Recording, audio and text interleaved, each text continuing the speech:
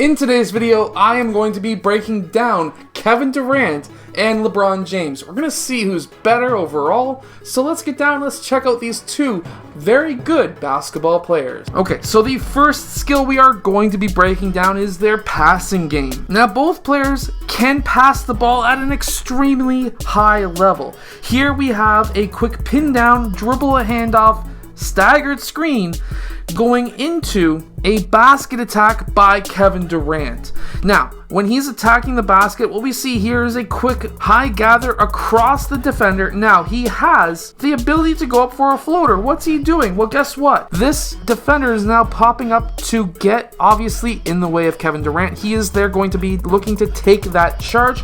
Kevin Durant sees that. He puts on those brakes and he passes over to the other cutting player, who then is wide open for that layup. Now, when they're going up against a zone, what Kevin Durant understands is the fact that when you attack a gap, you draw in multiple defenders, which will then leave players wide open. Now, I try to explain this to my own team that I coached a couple of years ago. They didn't understand it, but when you attack a gap, you get a player at the 45 or at the wing, whatever you want to call it, and from there, he's able to jack up that shot. Now, this all started by having Kevin Durant attack the point gap, and then he's able to pass out to the wing for the three-point shot. Here we have another double screen dribble handoff going with Kevin Durant. Now, what happens here is very good. So, of course, they are obviously playing a 3-2 zone. This player is worried about the player who is rolling towards the basket. This player is worried about Kevin Durant. Obviously, he is worried about protecting the paint. But look who is wide open over in the corner. Joe Harris, #1 3-point shooter, literally in the playoffs right now. And because of this, Kevin Durant's able to get an assist, but he was able to see, hey, I got two players worried about what's going on up here with the screen. We have a center who's not going to be quick enough to get out towards the corner. Joe Harris is able to basically shoot that shot, and because of that, he's able to make that shot, and of course, Kevin Durant's able to get that amazing assist. Meanwhile, we have LeBron James, who likes to use passing to get other players the basket, just like Kevin Durant. However, we have LeBron James, who likes to do a ton of touch passes versus Kevin Durant, who likes to set up passes by using the offense. So here he's able to get that pass, passes it back to Rondo for that layup on a fast break.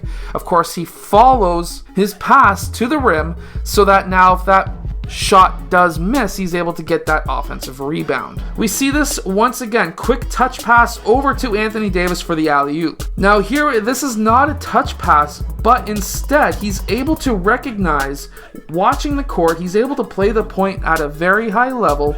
After this screen, he has a player wide open in the corner. The zone defense, or the defense that was being played here, sort of looks like a zone defense from this clip here, other than Edwards being super high. Maybe either this was a bad defense, man-to-man, somebody missed an assignment, but either way, LeBron was able to see that, make that pass, and of course that player was able to hit that three. So who's a better passer out of the two? Well, LeBron James is a much better passer when it comes to running a quick offense. Meanwhile, Kevin Durant's a much better passer when it comes to inside of an offensive play.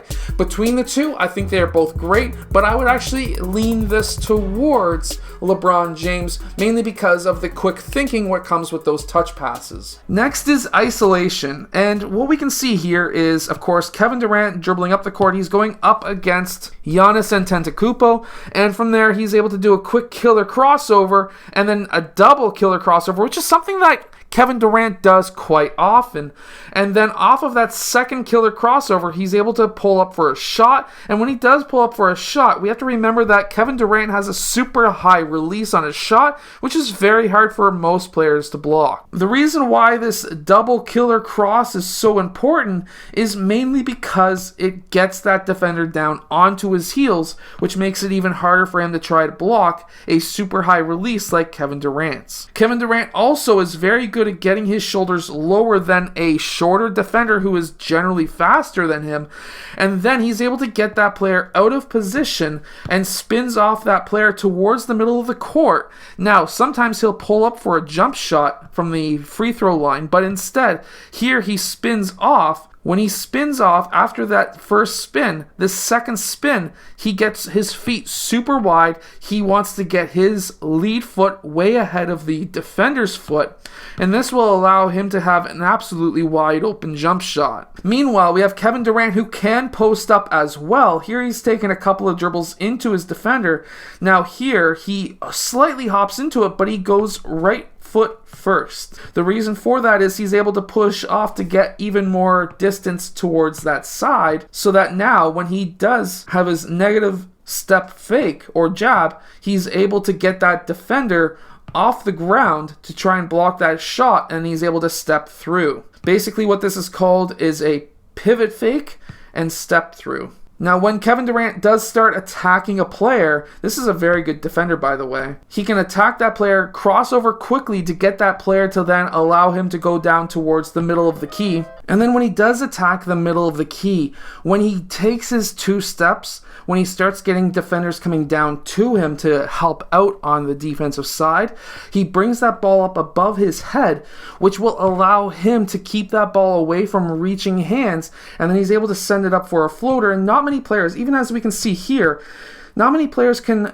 block a shot that is such a high release. Now, meanwhile, when LeBron James, when he goes ISO against his players, he will generally back them down into the post. Now, LeBron James is a very powerful player. However, he doesn't have the speed like Kevin Durant to get by players by using his handles. And how LeBron James does it is just by using his power, getting into the post, and then he's able to do turnaround jump shots like this one. The only time that you usually see him getting in trouble here is when he's being played tight by a taller, just as strong player, for example, like a Zion Williamson or a Giannis Antetokounmpo. Now, there are times that he actually does use some pretty good footwork. Here, for example, he's able to attack baseline and then uses his power once again to be able to get that basket. And how he's able to do it here is by traveling.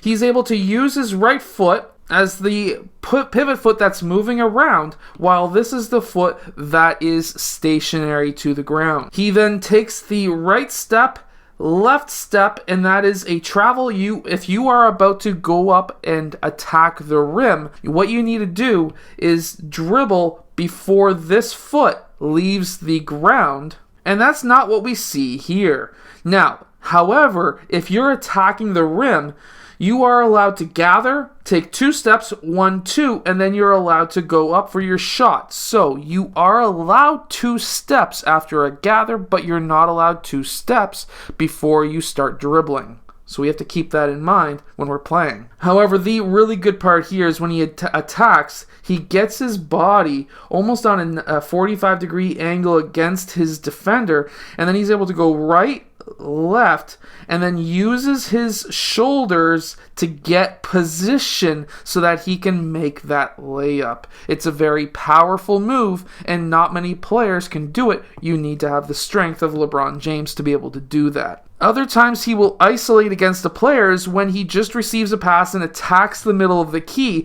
That way he can use his strength and power to get around players, as we see here with that spin move, to get that layup. Now there's other times, as we see here, where he is able to use his feet to be able to create space between himself and the defender so that he can score. And how he's able to do that here, and I wish he could do this a lot more often, is by taking that dribble. See how he was able to dribble before he lifted up that pivot foot? Yeah. After he takes that one dribble, he shoulder fakes towards baseline, and then he's able to step back out and pivot out for that shot. And he's able to then, when he pivots out, he lifts up that right leg so that he can get his right side of his body in line with the basketball net.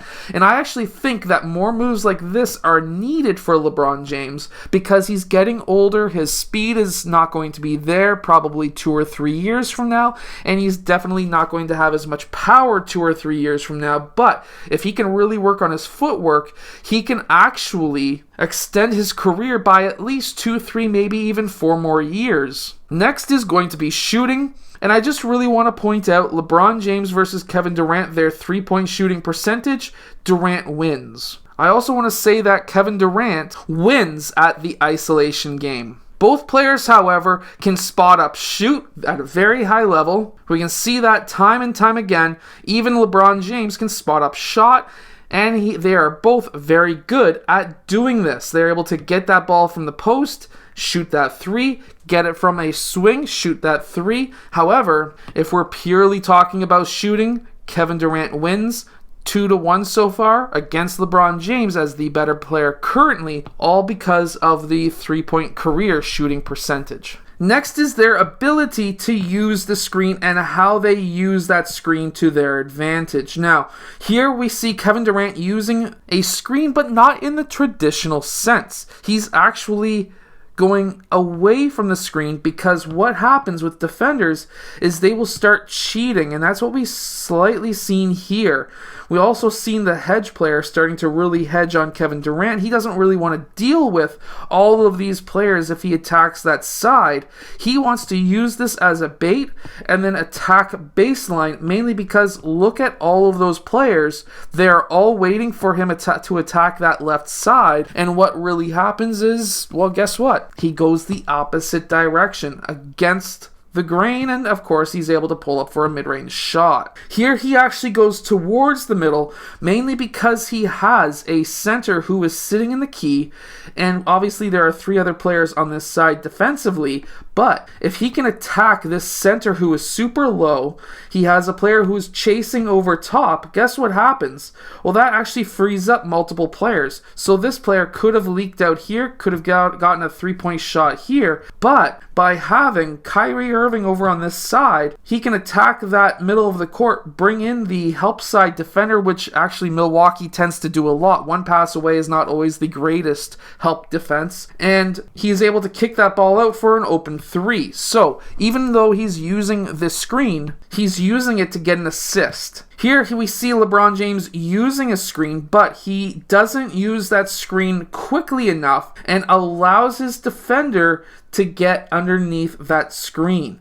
And then we have a wide open Marc Gasol where he could have passed the ball out to Marc Gasol, but instead decided to post up that player. Now he does make the shot, but I think that the better option would have been to try to attack that center a bit more and then kick it out for a three-point shot. We also see LeBron James not just using screens a lot, but most of his time is actually spent setting the screen, because he can come off of those screens baseline and be absolutely wide open for the massive slam.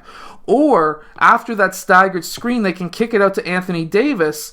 There's obviously a double team setting up here. This is called packing the line, not allowing that screen player to attack the middle of the key, which then does open up a single defender on this side. And when you've got two all-stars on the same side with one defender, what's going to happen? Well, you can kick it out to the wing for an open three, or if this player on the corner is smart enough, he can cut baseline, in which case you can send up alley-oops or send a bounce pass as we see here for LeBron. So he knows how to run off ball as well. So overall in today's game, I would say that Kevin Durant is a much better player than LeBron James. However, if you get down to the fact that LeBron James is getting into his elder years, and if you were to bring up maybe a 26-year-old or a 27-year-old LeBron James versus Kevin Durant this year, I would say that that younger LeBron James would beat Kevin Durant easily in this comparison. I hope that you've enjoyed today's video. Make sure to go check out all of the equipment down below in the description, and I will see you guys in my next video.